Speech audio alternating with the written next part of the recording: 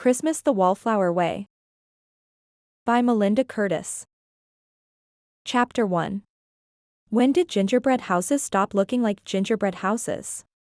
Fannie Fraser asked her sister as they claimed a corner table at the Teapot early on Saturday morning a few weeks before Christmas, when adults started entering gingerbread competitions. Mina Fraser Faulkner laughed, slowly spinning the plate of cranberry crumble muffins they'd ordered as if trying to pick the best option of the two. Her light brown hair fell straight and smooth from beneath her red and white knit cap. Fannie suspected her hair, the same light brown as her sister's, might be windblown and tangled. I take it you peeked at the gingerbread competition you're judging today. Mina spun the plate again. Yes. Fannie contemplated the muffins under Mina's review. She knew they were exactly alike. Since Gina Banning had purchased the teapot from her aunt, the bakery case had become a work of art. Every cookie, every muffin, every scone and brownie were of equal portion size and goodness. If Gina had entered the Christmas Town Bake-Off, she would have won, hands down. Fannie wasn't so sure she could say the same for herself. And she was a national cooking celebrity who was judging the event. Rockin' around the Christmas tree filled the popular coffee shop with more energy than Fannie could muster before caffeine. It had been a long week. And next week, her fate at the network was going to be determined. Would her TV cooking show be cancelled or renewed? Fannie wasn't sure. Or even optimistic. Why was it taking so long for the network to make a decision? Speaking of which, Mina hadn't chosen a muffin. Take this one. Fannie pointed to the muffin nearest her, unable to take her older sister's indecision any longer. It's got more crumble. And her sister loved sweet toppings. Mina studied Fannie a moment, and then took the other muffin farthest away from Fannie. You look like you're holding something back from me. Yes. That my career is about to tank. But Fannie wasn't ready to share that with her family just yet. A distraction was in order. And a tease was most effective. I'm not the Grinch sneaking around Whoville trying to ruin Christmas. Fannie shook her head and pulled the remaining muffin apart. It had just the right amount of cranberries and air pockets to promise a sweet, light taste. Kudos to Gina. Fannie put off taking a bite. She wasn't done teasing her sister. You ask me to meet you for coffee but don't trust me, a chef, to recommend a muffin. She'd scared. Now, if Master Chef Kyle Marconi had told you which muffin to pick, you'd have taken his recommendation. Her sister and Kyle had been high school sweethearts, both a few years ahead of her in school. Kyle was currently judging the Christmas Town Bake-Off and gingerbread competition with Fannie. Fannie stuffed a piece of muffin in her mouth, trying not to let the man get to her and not doing a very good job of it. 3 years his junior, she'd adored Kyle and that crush had carried over to today. She'd been doing her best to avoid him because she was certain he considered her success due more to luck than skill. The network seemed to share that view. You used to rave about Kyle's cooking and baking skills, Fannie reminded her. Pfft, Kyle? Mina flashed her solitaire diamond wedding ring toward Fannie. Kyle who? They shared a soft chuckle. Fannie glanced toward the counter, ready for her peppermint latte. The barista was steaming milk. They were lucky to have arrived at 6 a.m., right when the teapot opened. No one else had braved the dark, snowy Saturday December morning to grab a cup of joe. But she knew it would soon be filled and have a line nearly out the door. Fannie sighed happily. She'd been away from Christmas Town, Maine, for too long while she'd built a life for herself in New York City. It was worth getting up early to kick back at the teapot.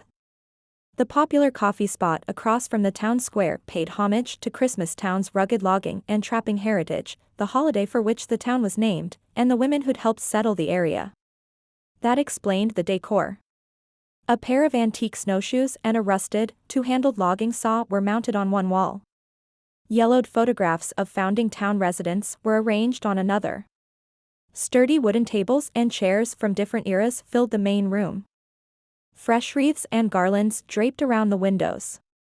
But the back wall was the teapot's pride and joy, its collection of vintage teacups and saucers. The barista delivered their lattes in wide coffee cups decorated with holly and served on matching saucers. Her brown apron was stitched with the teapot's logo and claimed a hot cup solves everything. Enjoy, ladies. You get a free refill because Fannie is judging the gingerbread competition today. Let me know if you want that second cup to go. They assured her they would. I love being treated like a celebrity when I'm with you. Mina held her coffee cup below her nose with both hands. Normally, I'm just another soccer mom. And if Fannie's show was cancelled, Fannie would be just another Wallflower passed over for someone with more sass, sex appeal, or bling. The way boys had looked right past Fannie to Mina when they were growing up here. You're more than a soccer mom, Fannie reassured her sister. You married Chef Ira Faulkner's son and now you manage Ira's organic farm and event venue so he can provide farm-to-table cuisine. And you do it while raising 2 kids and keeping your marriage humming along. You work harder than I do. Anne was more deserving of praise. It wasn't like Mina's life was about to implode. Mina sipped her latte, then shook her head. Feeding and caring for chickens and goats, plus tending a greenhouse garden has nothing on my talented, world-famous sister. Do I have my own TV cooking show? Am I a guest judge on other people's cooking shows? Have I written 2 cookbooks or opened my own restaurant in New York City? I'm good in the kitchen. Big deal. Fannie cradled her peppermint latte with 2 hands and stared out at the snowy town square and the gazebo where she'd never been kissed. Wallflowers didn't get asked to dance, much less receive kisses promising a forever kind of love in Christmas Town's magical gazebo. Especially wallflowers who hid in the science lab, on out-of-the-way benches, or in their home kitchen. If only Fannie hadn't lost her young heart to Kyle. Maybe she'd have been a bit more boy-crazy growing up. Maybe she'd be more confident, more outgoing and less reserved today. She sighed again, less happily this time. Sunrise wasn't for another 30 minutes. Christmas lights still lit up the square. Another rousing holiday tune poured from the speakers, something about the colorful candy cane lane. Wasn't Christmas supposed to be relaxing? Fannie felt on edge. The truth is that I'm not extraordinarily talented. This week alone, I've seen plenty of people display their baking skills, including kids. Mina sked. This is why people love you. Not only are you kind, but you're humble. What does Kyle say about your success? He used to dote on you. Fannie mumbled something non-committal. She didn't want to talk about Kyle. When she'd agreed to be a last-minute replacement judge for the bake-off, she hadn't known who the 3rd judge was. Kyle used to hang out at their house, cooking dinner or baking sweet treats and taking on dares when Fannie found the odd ingredient for him to add into the mix. She'd loved baking before he'd come into her life, but with him, her love of all things kitchen was born. It'll be great PR, Mina's father-in-law Ira had told Fannie over the phone Sunday when he'd asked her to fill in. And Mina says you've been in a funk lately. Coming home early to Christmas Town will do you good. She'd arrived on Tuesday. And Ira might have been right, if not for Kyle. The day Mina dumped Kyle, Douglas Staley practically blew up the science fair. And in the aftermath, Kyle, who was the science teacher's assistant, blew up at Fannie over Douglas' disqualification and her default win. After that, they stopped talking altogether. And a few days later, he graduated and moved away. But Fannie had carried Kyle's frustrated, teenage words to her that day to this day. You have to earn everything, Fannie. Every inch of praise and respect. Or you might just as well scurry back to your wallflower bench in the quad and give up trying. When she heard those words in her head, she shut up, slowed down and focused. She paid attention to detail. She tried to prove that she deserved a seat at the table. When Fannie's TV show wasn't renewed, would Kyle remember his prophetic words? If the network said her personality scores were too low and canceled her, would customers cancel their reservations at her restaurant? Would her fans stop buying her cookbooks? The tension of the past few weeks gripped Fannie's shoulders. She'd just begun to get comfortable with her success. And now, the wallflower bench loomed. How has it been to work with Kyle this week? Mina set down her coffee cup. Fannie picked at her muffin, choosing her words carefully. He's been fine. Staring at me as if he has something on his mind. If only that something was kissing. And since she thought she knew what was brewing behind those sharp blue eyes of his, fraud, sham, undeserving, she'd avoided private conversations. Sorry, Kyle. Gotta run. Will you excuse me, Kyle? I have to answer this text. Because if Kyle didn't find her worthy, what would the network find? Hey. That sounds like you think you need to take sides, Kyle's or mine. Mina rubbed Fanny's shoulder. I was over Kyle the moment Vinny kissed me. Besides, when I was with Kyle, I always had this feeling.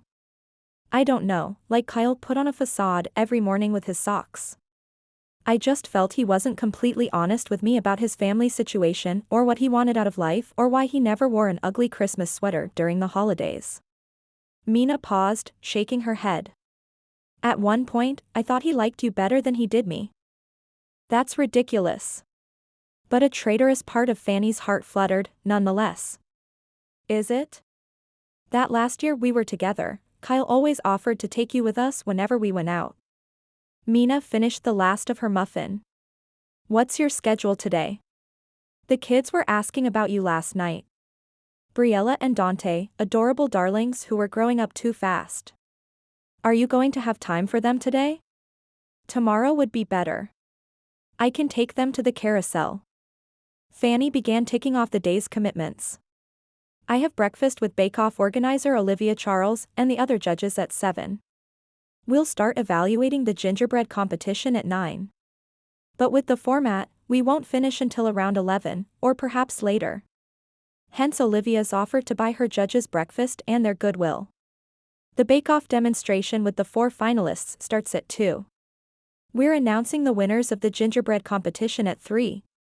When the final bakes are presented at 4, we'll announce the bake-off winners. And then I'm going to head back to Mom and Dad's house, take a nice long soak in the bathtub, and not talk to anyone for as long as I can manage it. What about tonight's gala? Mina stole the rest of Fanny's muffin. Won't Olivia expect you to show? I hope not. Fanny groaned. The last thing I want after being on my feet all day is to get gussied up and wear heels. Boots or sneakers were her go-to in the kitchen. She was like a newborn baby deer when she wore heels. I guess asking you to go Christmas shopping with me tonight is out, too? Yes. This Wallflower needed time to recharge her batteries away from the crowd. The sun tried to peek through the snow clouds on the horizon. Unsuccessfully. The lights went out on the town square. Unsuccessful efforts. Lights out. Fanny hoped that wasn't an omen for her career. Chapter 2. Kyle Marconi entered Posey's diner 5 minutes before the judging meeting was scheduled to start. He spotted Olivia Charles at a table in the back and slowly headed her way. No one came in to eat at Posey's during the holidays without a sharp-eyed look for Elmer the elf hidden somewhere in the main dining room. Whoever found him was awarded a free slice of peppermint pie and the honor of hiding him for the next customer. Kyle wanted to find him today. It was a tradition of sorts. When he was dating Mina Frazier in high school, they'd bring her younger sister Fannie here and he'd help her find Elmer. Fanny was coming this morning and he was worried about her. There seemed to be a weight on her shoulders. He wanted to cheer her up. Patrons leaned in and whispered to each other as Kyle strolled past. Judging the Christmas Town Bake-Off and gingerbread competition had made him a local celebrity. As an instructor at the Culinary Institute in New York, he didn't dwell in the spotlight. He unbuttoned his camel-colored, wool trench coat, revealing his signature black designer silk shirt, black slacks, and black leather loafers. Snow boots? Kyle didn't care if it was Christmas Town. He did not wear snow boots, sweatpants, or ugly Christmas sweaters. Chalk that up to years of trying to earn the approval of his appearance-loving father. Dressing well was a part of Kyle now, like being particular about the cut of meat he chose at the butcher's counter. He slowed nearly to a stop. Was that a peak of red behind an angel tree topper and a Santa cookie jar on a corner shelf? He didn't dare stare at it too long for fear of cluing someone into Elmer's whereabouts. But yes, it was. A toddler dropped her baby doll on the floor in front of him. The doll's hair was a blonde tangle, her cloth body naked, and someone had tried to apply lipstick with what looked like a fire engine red crayon. Kyle bent to pick up the well-loved doll, dusting it off. He gave it an exaggerated hug, much like he'd wanted to hug Fanny a time or two this week when she looked lost. You need to hug your baby tight, like this. He held it out to the little cherub with red curls and hot chocolate stains on her green holiday sweater. You don't want to lose her. Smiling sweetly, the future heartbreaker took the doll from him with sticky fingers. I love Dolly. I love you. Kyle smiled, a bit taken aback. But then her parents thanked him and he moved on. When he reached Olivia's table, Kyle removed his jacket, folded it carefully, and then draped it across an empty chair back. He sat across from Olivia. She had pages spread out before her haphazardly and her clipboard within reach. She was in charge of the event and had done an excellent job organizing and not panicking when things didn't go as planned.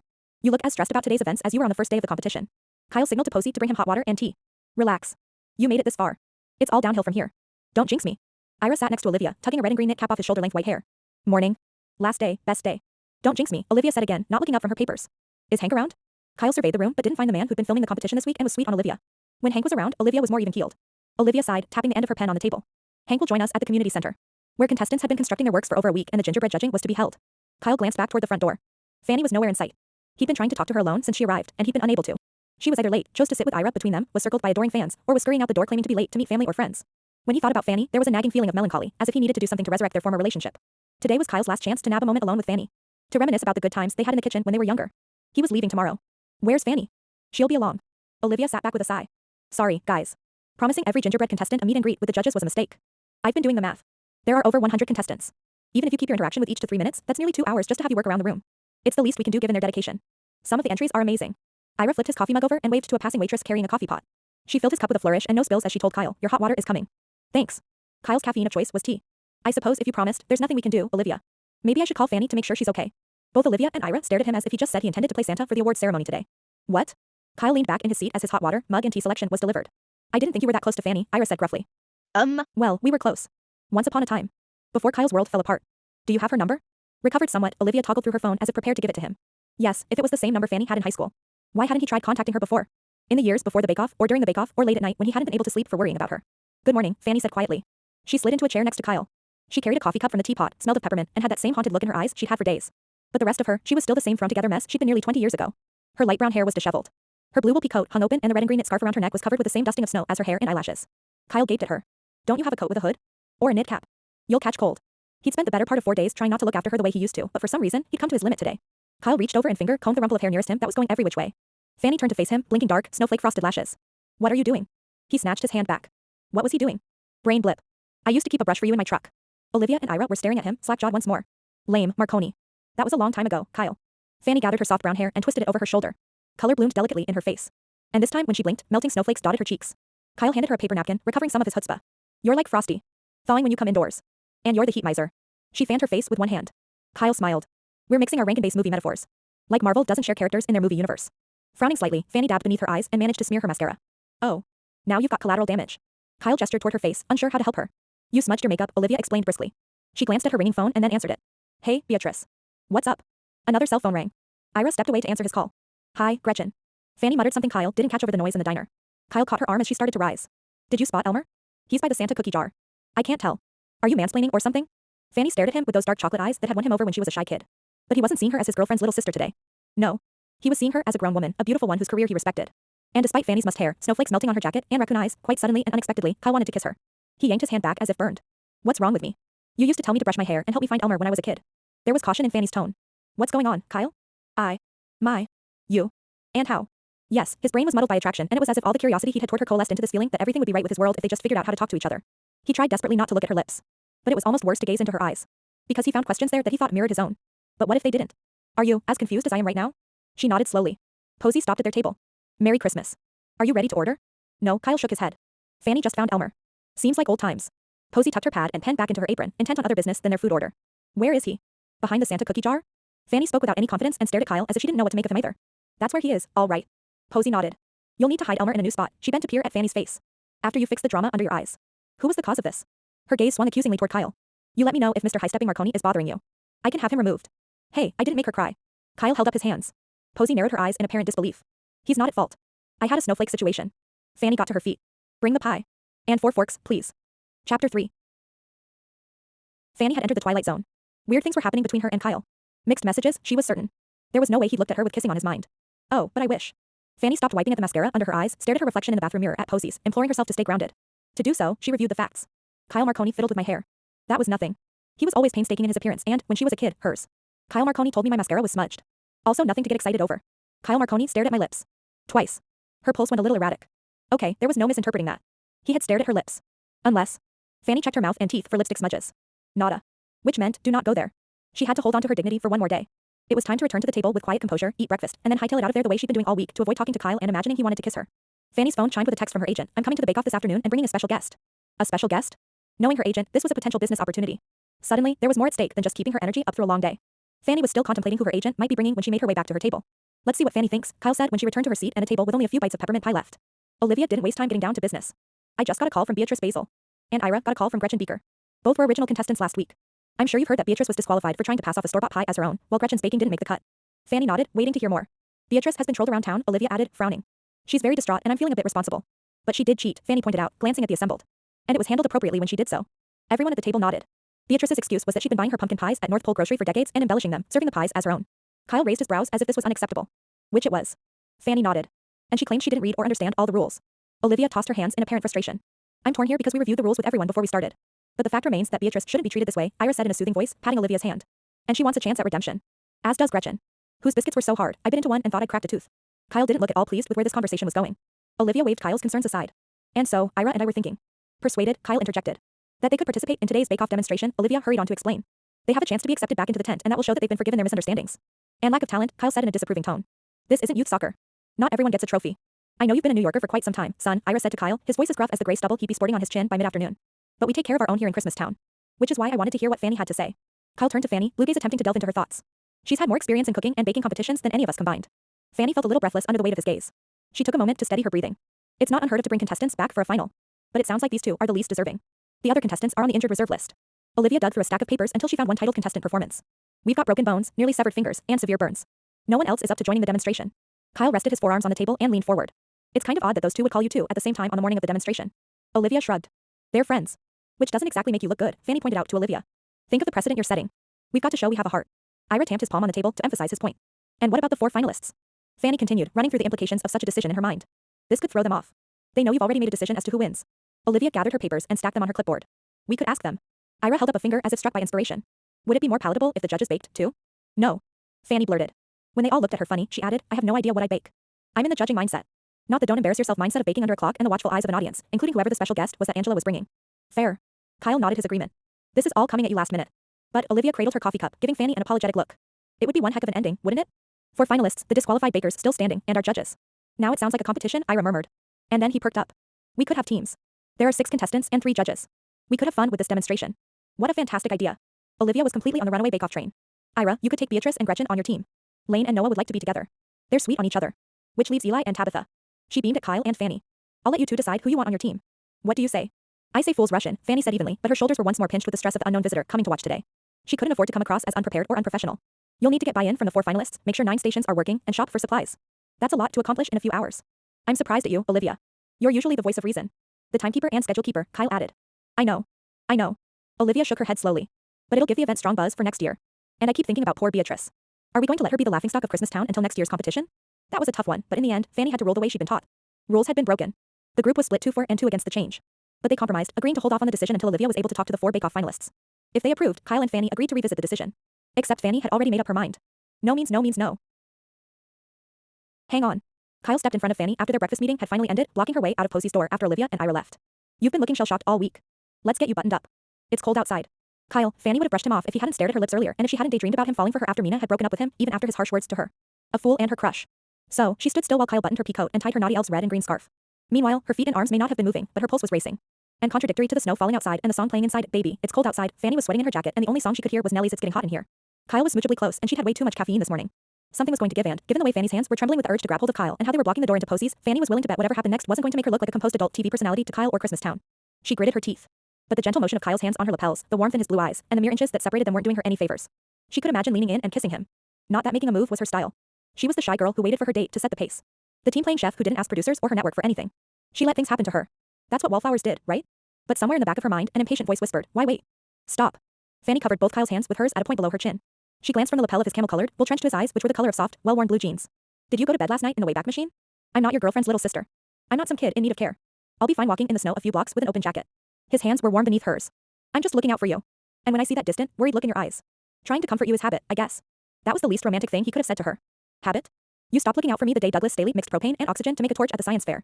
Fannie pushed past him and stepped outside where the chill wind and softly falling snowflakes did little to cool whatever misdirected feelings Kyle was stirring up inside of her. Olivia and Ira were already a block ahead of them. She couldn't catch up unless she ran across icy sidewalks. But that didn't mean she had to stroll next to Kyle. She set off after them at a good clip. I haven't thought about that day in years. Kyle appeared at Fannie's side and took her arm as she moved onto the sidewalk, towing her along with the flow of foot traffic headed toward the community center.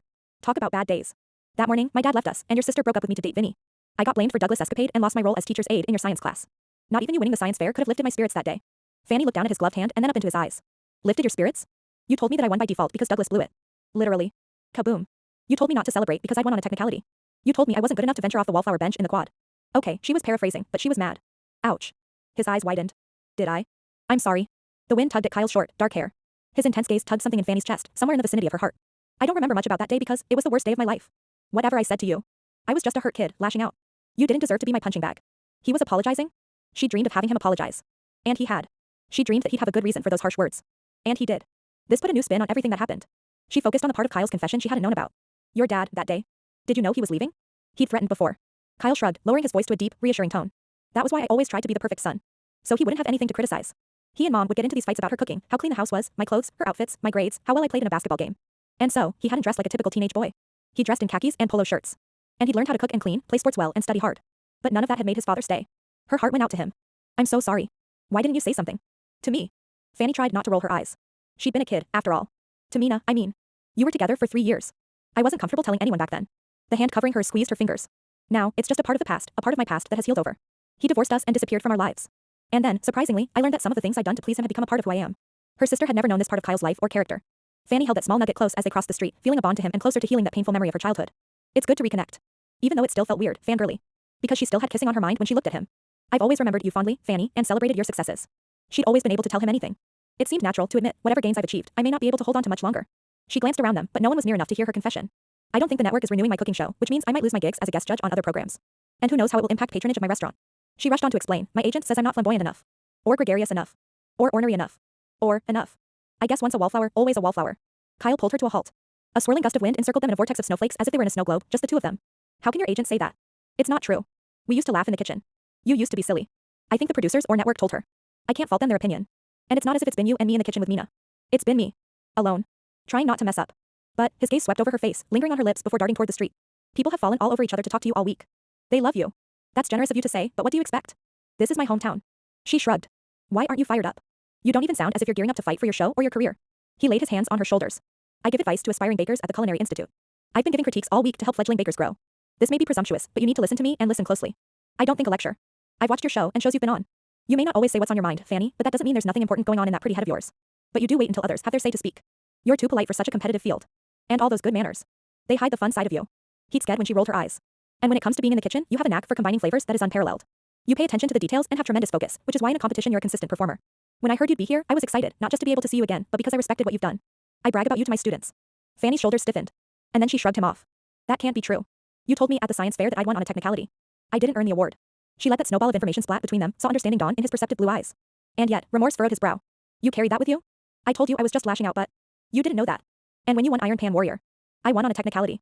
In the flurry of activity during the cook-off, her opponent forgot a required ingredient. She'd won by default. It was the science fair all over again. Except she was fawned over, and doors had opened. Kyle stared down at her with regret in his eyes. And she. It was hard to move away. You must hate me, he said slowly. It's why you've been avoiding me all week, isn't it? I'm the reason you don't believe in yourself now. People were beginning to take notice that they'd stopped on the sidewalk. The trio of elderly women known as the Naughty Elves from over the river retirement home stood on the next corner, staring. They had a fondness for knitting, charitable events, and matchmaking. What would they think of this? I don't hate you. Fannie shoved her hands in her coat pockets. Or blame you for anything. You made cooking and baking fun for me, even if that doesn't come across on camera. And yes, maybe you hurt me the day of the science fair. But you made me toughen up. And since then, I've tried my best to always be prepared and not rely on luck. She stepped back. We should get going. Too much had been said. Too many soulful glances exchanged. Hang on. There's something I'm missing here. If there was, Fannie didn't know what it was or have the desire to hash it out with him. We need to move on with the day. I've got to present myself in the best of lights. My agent is going to be here and she's bringing someone along. It could be anyone from my publisher to my producer to her fiancé. But I need to be in the right headspace to make a good impression. And rehashing my less than finer moments with you isn't helping. She took another step away from Kyle, but his hand shot out and he held her in place. Don't go through the rest of the day with your reserve in place, he said quietly. You just said I introduced you to fun in the kitchen. And that whoever's judging you doesn't see what I know to be a big part of your personality. You're fun to be with. You've always been a lively chatterbox when you're comfortable with the people around you. And when I think back to high school, I think of you, not Mina. Someone snapped their picture with their phone. I know that sounds disloyal to Mina, but it's true, Kyle said with a faraway look in his eyes. I know how to fix this, but I need to talk to Olivia. Why? What does she have to do with my situation? I'm going to change my vote about the demonstration today. Kyle's blue gaze landed on Fannie with a heart-stopping thud. We're going to bake, you and I. And we're going to lead teams. And do you know what? You're going to have fun doing it. Fannie didn't think so. She didn't think so at all. Chapter 4. I can't believe the Bake-Off finalists agreed to another competition, Fannie muttered, following Kyle down the aisle with the youngest gingerbread contestants and their creations. Believe it. Kyle did. And he'd been smiling ever since he'd heard the news. He couldn't bear the thought of Fannie carrying the idea that she hadn't earned her place in the culinary world because of something he'd said when he'd been a hurting 17-year-old. Regardless, now wasn't the time to discuss. Now was the time to reawaken Fannie's lighter side. He stopped at a little girl's gingerbread station. Merry Christmas, Lizzie. Tell us about your entry. Merry Christmas. I'm Lizzie Lincoln Hepner, the little girl said in a well-rehearsed cadence. And this is Santa's house if he lived on an apple orchard, like me. His house would be made of apple logs. And he'd pave his sidewalk with apple stones. Her gingerbread house was embellished with what looked like chocolate-dipped pretzel sticks that made up the logs. Her sidewalk was made with green apple-shaped gummies held in place by white royal icing. What a great idea, Fannie praised the little girl, exhibiting some of that warmth that had charmed so many, regardless of what the network told her. It's personal to you. Huh. And my Christmas trees are made of jelly candies I rolled in sugar. See? So they have snow. She pointed to 3 little Christmas trees decorated with red hot candies. Are the red dots lights? Ira wore a cheerful demeanor accented by his bright red sweater with sparkly white snowflakes. No, sir. Lizzie practically swelled with pride. My Christmas tree is decorated with apples that are sekaiichi. Those are the best kind, and my mom says they're going to pay for me to go to college. She handed Kyle, Fannie, and Ira each a large red apple. Oh, my goodness. I love these, Fannie gushed. Thank you. Kyle had never heard of the apple variety before. His apple was big. And heavy. It must have weighed close to 2 pounds. He went to take a bite. No, no, no. Both Ira and Fannie stopped him. This is a special apple, Fannie told him. Very expensive. It's not gold-plated. Kyle turned the apple around in his hands. Is it good as an ingredient? It is, but it's too expensive for everyday dishes. Ira polished his against his sweater. I serve it sliced with a selection of cheeses. It's very sweet and a bit unique tasting. It's considered a delicacy. We grow them in our big greenhouse, Lizzie said proudly. Lincoln Farms only just started to see a crop this fall. Ira gestured toward the clock, indicating they should move along. Thank you for showing us your gingerbread house, Lizzie. She thanked them and then ran off, presumably to find her family. Merry Christmas. Ira moved to the next contestant, a little boy who looked like he covered a soccer ball in black candy. This is the Death Star, he told Ira. Because even stormtroopers celebrate Christmas. Very creative. Ira smiled, listening as the boy went into detail about the candy he'd used. What are you planning on baking this afternoon? Kyle whispered to Fannie. She gave him a very un-Christmas-like look, but only briefly because the little boy glanced her way. I'm still in denial.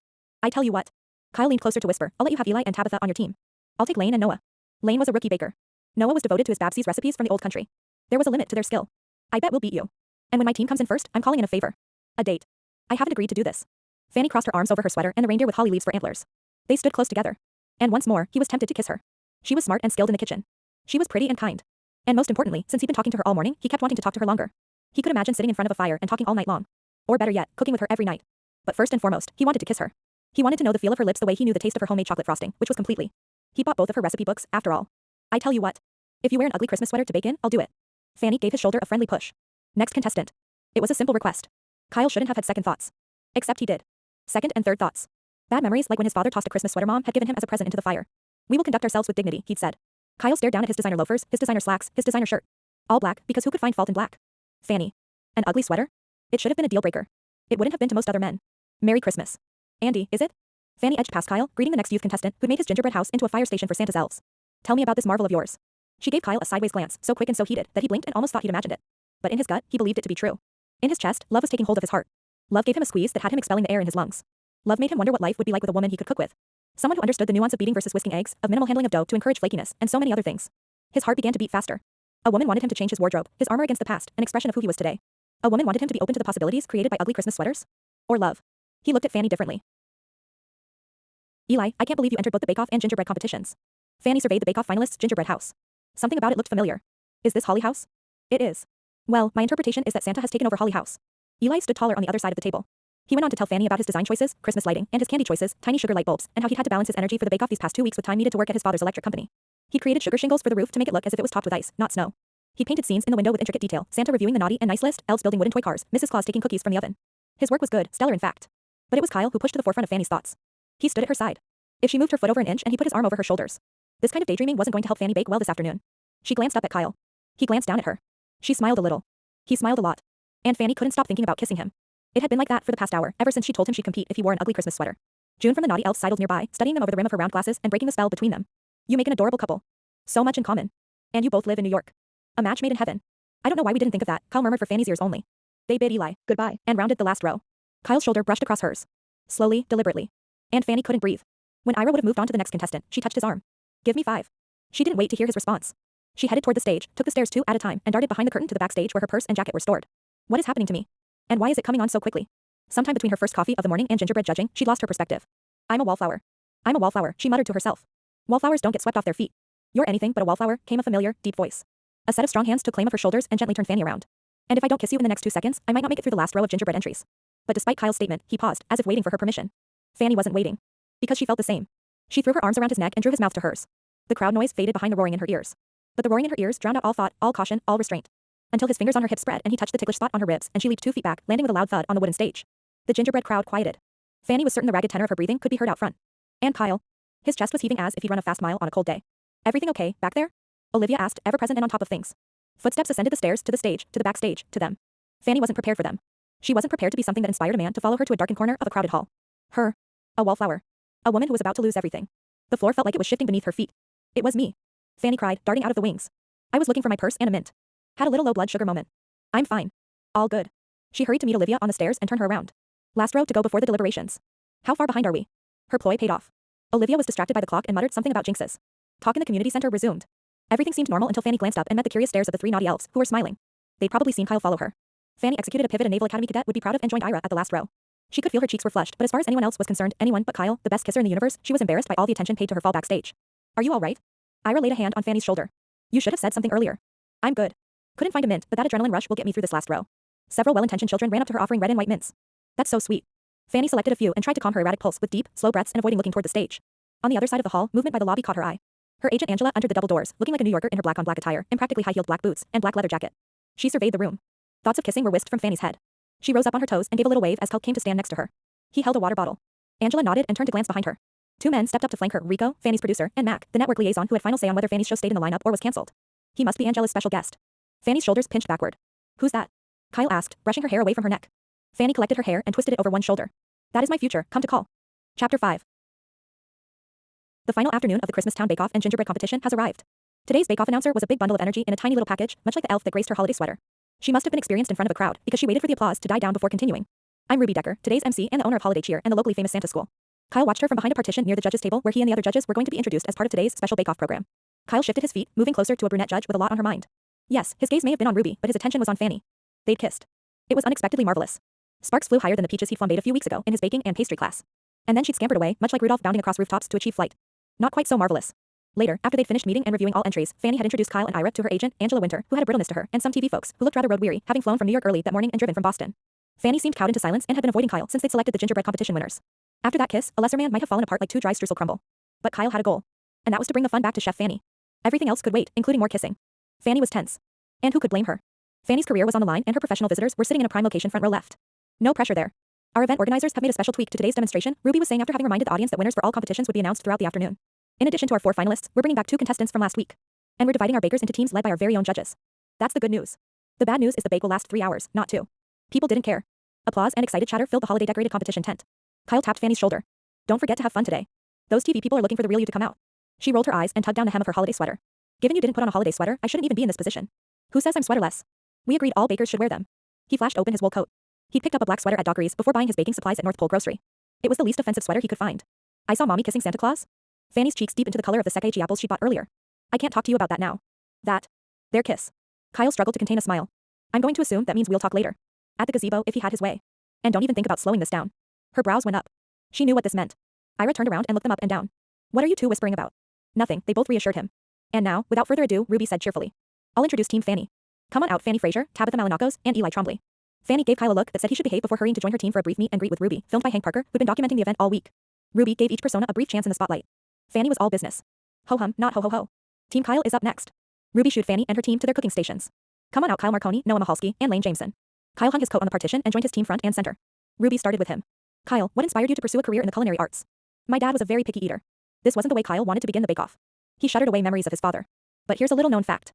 In high school, I dated Fannie's older sister. The crowd owed, and I used to cook in the Frazier kitchen after school and on weekends. That's where Fannie and I bonded. The crowd seemed to still. And where Fannie learned to have fun in the kitchen because she'd find all sorts of odd ingredients and dare me to include them in my creations. Those are some of my fondest memories of my youth. One time, Fannie dared me to incorporate licorice into my pot roast. That must be where she honed her creative spirit in the kitchen. Ruby grinned. Maybe we'll see you two dare each other today. You can count on it. Kyle pointed at Fannie. Game on. Fannie shot back with a tentative smile, but a smile, nonetheless. Atta girl. The crowd laughed. Even the trio who'd come to watch Fannie loosened up.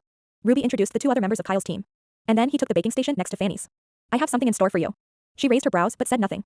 And yet, Kyle could see the wheels spinning in that brain of hers. It was going to be an interesting afternoon. Kyle scribbled a note on a pad of paper at his station and delivered it to Fannie. Would you be my date for the gala tonight? Last but not least, let's bring in Team Ira. Ruby was an efficient MC, moving things along. Come on out, Ira Faulkner, Gretchen Beaker, and Beatrice Basil. To say the crowd was shocked to hear Beatrice announced was an understatement. To their credit, Ruby and Ira acted as if Team Ira had received a rousingly warm welcome. Fannie silently read Kyle's missive, then scribbled something on the back and walked it over to him. Your team will have to beat mine in the bake-off. Kyle smiled and scribbled a note on a new sheet of paper. I'm going to start with Gretchen. This part of the introduction had been carefully discussed between Olivia and Ira. Ruby touched the sleeve of Gretchen's purple sweater. It had blue butterflies carrying magenta Christmas balls. You had trouble with managing your time in the prelims. You overworked your dough and overcooked your entries. What's going to be different today? I consulted my tarot cards. The Ace of Swords predicts new beginnings. Gretchen fiddled with the purple scarf she tied around her hair like a ninja warrior's headband. I'm here. I'm focused. And I'm ready to redeem myself. That, too, was a scripted line. A great transition to Beatrice's introduction. Kyle delivered his answer to Fannie. I hope you don't get thrown by my secret challenge to you. Otherwise, I might win. Which brings us to Beatrice. Ruby gave the elderly woman a side hug. By now, everyone's heard about the pumpkin pie incident. What do you hope to accomplish today? Well, the frail woman swallowed thickly, staring out at the packed house like a reindeer caught in the headlights. I caved into the pressure last time I was here and took shortcuts. I've apologized to my fellow contestants, the judges, and the contest organization committee. I want a chance to show everyone that I can do this the right way. And I hope they forgive me my bad choices. Fannie wrote back, you're going down. Ruby hugged Beatrice once more. It's the season of forgiveness, Beatrice. Isn't it, Ira? It is. Ira stepped forward, all smiles and happy vibes. We may be Team Ira, but you might just as well call us Team Redeemer. Because that's our goal today. Ruby led the tent in a round of applause. And then she glanced back at Kyle and Fannie, a mischievous twinkle in her eye. If you haven't noticed, folks, there was note passing in the kitchen. And before Kyle knew what was happening, Ruby swooped in and confiscated his messages. She read them all to herself and then chuckled. There's more at stake here than just redemption and team bragging rights. Kyle asked Fannie to the gala. And Fannie said he'd have to win today's demonstration for her to accept. Now, who's Team Kyle? The audience erupted in applause. Fannie's contingent in the front row leaned forward, suddenly engaged, as were the nearby naughty elves. They were passing out high fives. Fannie smiled at Kyle, but with a quirked brow, as if she wasn't sure she should, but she couldn't resist. We've got to get this thing moving. Ruby stuffed Kyle's notes in her pants pocket. We've got a new team of judges today, comprised of 15 locals, including personal chef Giovanni Renzo and owner of the Teapot, Gina Banning, who'll be conducting our kitchen station interviews during today's event. Now, our 15 judges have each been given a gingerbread ornament available for purchase at Dockery's. She held up a sparkly little gingerbread man. When time is up, they'll be tasting a Christmas-themed dessert smorgasbord made by each team. And they'll be voting by dropping their gingerbread ornament into the cookie jar of the team of their choice. Let's get baking already, Kyle said. I've got a gala to get to. The audience laughed and Fannie gave Kyle one of her trademark eye rolls.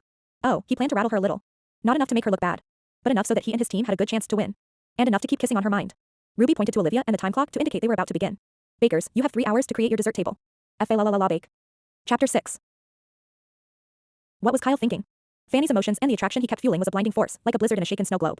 Fannie had no time to ponder her blossoming feelings because the interview team was headed her way and she had to start making her dessert. She pulled out an ice cream maker and set it on the counter. Tell us about what you're making. Ruby came around with the microphone. Giovanni and Gina stood on the other side of her cooking station, while Hank moved toward her sink with his camera on his shoulder. I'm making after-dinner mint Alaska tarts, which are a variation of an Alaskan bomb. Fannie glanced behind her to Tabitha, who set a food processor on her counter, and Eli, who brought out a bowl and hand mixer. It's a complicated recipe, a tart filled with chocolate custard, mint chocolate chip ice cream, all topped with a thick layer of meringue, but since I have a team, they're going to help me. Giovanni tilted his head. Won't that slow Eli and Tabitha on their bakes? They have a bit of extra time. Eli's making a variation on his most popular dish from the preliminaries, apple rose mini pies. And Tabitha is making Christmas almond shortbread cookies. They're sparing a few minutes to help me make the ice cream, which will need a lot of time to freeze properly. Assembly line mentality, Gina said, nodding. That's smart. She may be smart, Kyle said from the next station over. But my team has more on the line. The interview crew moved on to Kyle, leaving Fannie a bit of breathing room. I'm making a chocolate cherry yule log, Kyle told them while he assembled his ingredients.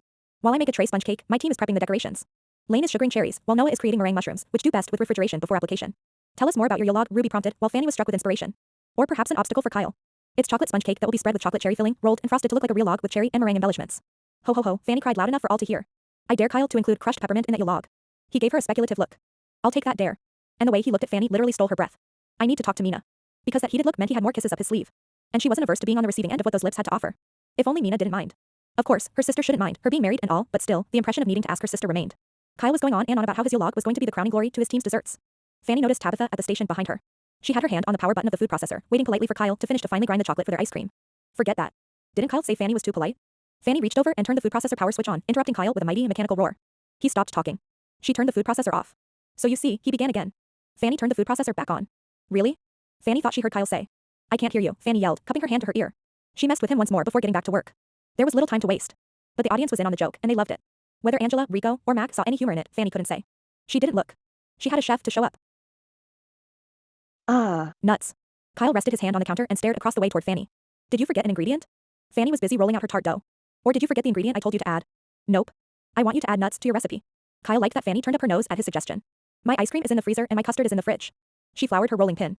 I think you're too late, chef. You want me to help you figure out where to put your nuts, he deadpanned. The audience had fallen silent. Hank had aimed his camera their way, taking some of the pressure off Noah, who was baking for a little redemption of his own today. He was attempting the raspberry-filled ribbon cookies dipped in chocolate, a recipe he hadn't finished on Monday. No thanks. My kitchen. My nuts, I suppose. Fannie ran back to the supply area. She returned with a container of macadamia nuts and quickly tossed a handful into the food processor. They ought to add some form to the bottom of my tarts. If they don't burn in the oven. Kyle laughed. He plotted his strategy, waiting until just the right moment to give her an addition, the last moment. But Fannie was grinding the macadamia nuts to the consistency of the almonds Ira was using as a flour substitute for his cranscake, a cookie with a dusting of pistachio. Are you going to make meal out of that? And use it as flour? When she nodded, Kyle was taken aback. Gutsy move. You'll have to make an entirely new batch of dough. She transferred her powdered nuts to another bowl. Don't think I won't remember this later, chef. What will your tart crust taste like now, Fannie? Ruby was on their exchange like burnt chocolate on the bottom of a too-hot pan. A bit sweeter, a bit nuttier. But delicious enough to beat Kyle's yule log. Fannie didn't look up, but he could hear the smile in her voice. She was put upon but not put out. I would have chosen almonds to garnish your ice cream before you topped it with a layer of meringue, he said. Fannie huffed. That's the easy way out. And she was more creative than that. He'd known that by watching her cooking show. But by the way her agent and TV contacts were huddling up, they either hadn't known she was that talented or had forgotten. Do you know what I miss about cooking with you, chef? Fannie straightened and looked straight at Kyle. He shook his head. I miss sitting at the kitchen table and admiring the pride in your eyes when my sister and I swooned over whatever you'd made. She wasn't teasing or angry. Her dark chocolate eyes were soft and warm. And today, you're going to swoon over my tarts. Is that all? He asked because that didn't seem as much a threat as an invitation to walk over and kiss her. And you're going to admit that your yule log should have stayed in the forest. She grinned. You know my meringue is top-notch. As long as you don't get nervous and split your meringue. Since Kyle knew she never overbeat her egg whites, he knew that wasn't likely to happen. But he was creating drama here, giving Fannie an opportunity to be more than enough for her professional audience. She would merengue, Beatrice sang, lifting her arms above her head as she thrust her hip to one side. Boom.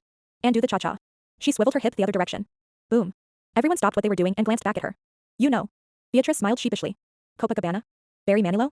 The audience tittered. All this talk about dancing and she bent to look at her mini pumpkin pies in the oven. Never mind. In the ensuing laughter and Ruby's declaration that the gingerbread winners were about to be announced, Kyle put his filling-making efforts on pause and wrote Fannie a quick note. You're beautiful when you talk meringue to me, Chef Unflappable. She waited to answer until her new dough was being mixed in the food processor. You're cute when you try to rattle me, Chef Smarty Pants. Kyle didn't pay much attention to the gingerbread winners. He'd helped pick them out, after all. And he was too busy feeling elated that Fannie was flirting with him and trying not to be distracted from his task at hand, beating her in the competition and earning a date. Chef, my apples won't soften. Fannie was waiting on her tartlet cases to brown, but she hurried back to Eli when he alerted her of a problem. She examined his wafer-thin pieces of apple he planned to bend into the shape of rose petals. Maybe we shouldn't have used Sekechi apples. Neither one of them had worked with the variety before, but after Lizzie's presentation this morning, Fannie thought it was worth the risk. Put a few in the microwave for a few seconds and see if they soften up enough. While Eli went to give that a try, Fannie checked her tartlet crusts. She removed them from the oven, poked one with her finger and took a whiff. She'd never made anything with macadamia as a base before. In theory, it should work. And in theory, her tartlet crust smelled good. But she hadn't made any extra to taste. And even though she wouldn't mind losing if it meant losing to Kyle, she didn't want to lose. She was just too competitive. It worked, Chef, Eli called from the microwave. He'd won the gingerbread competition and instead of being relieved, he seemed to be even more stressed, as if winning both the gingerbread and bake-off competitions was a must-do. Fannie sighed. That's when she noticed there was a note near her mixing bowl. I hope you like to dance. I hear there's a great DJ at the gala. Zoxo, Chef missing you. She smiled, despite the pressure to perform and the need to respond back with something equally witty and flirty. She settled on, I'd rather have a glass of Pinot Noir and a foot massage. Zoxo, Chef dead on her feet. Lane was having trouble with her royal icing and called on Kyle for an assist. Hey. Mina scurried up to Fannie's station and whispered, I came in late. What's going on with you and Kyle? You're passing notes like you're in study hall and planning to meet later. Fannie turned her back on Kyle and whispered, he's trying to ask me out. Are you okay with that? She cringed a little in case her sister wasn't. Mina's eyes widened. She leaned to the right and looked past Fannie, presumably toward Kyle. He's wearing a Christmas sweater. Because I asked him to. Fannie nodded, twisting her kitchen towel in her hand. And he talked to me about his dad leaving. Mina straightened. Searched Fannie's face. This makes you happy? When Fannie nodded, Mina did too. Not that you need it, but you have my blessing. She gave Fannie a quick hug and then returned to her seat. The next hour was a flurry of activity. Pies were baked. More batches of cookies were made. Cakes were removed from ovens. Kyle rolled his tray sponge cakes in a dish towel and let them sit to cool. Fannie whipped her meringue while Eli and Tabitha put a scoop of mint chocolate chip ice cream on her chocolate custard tartlets.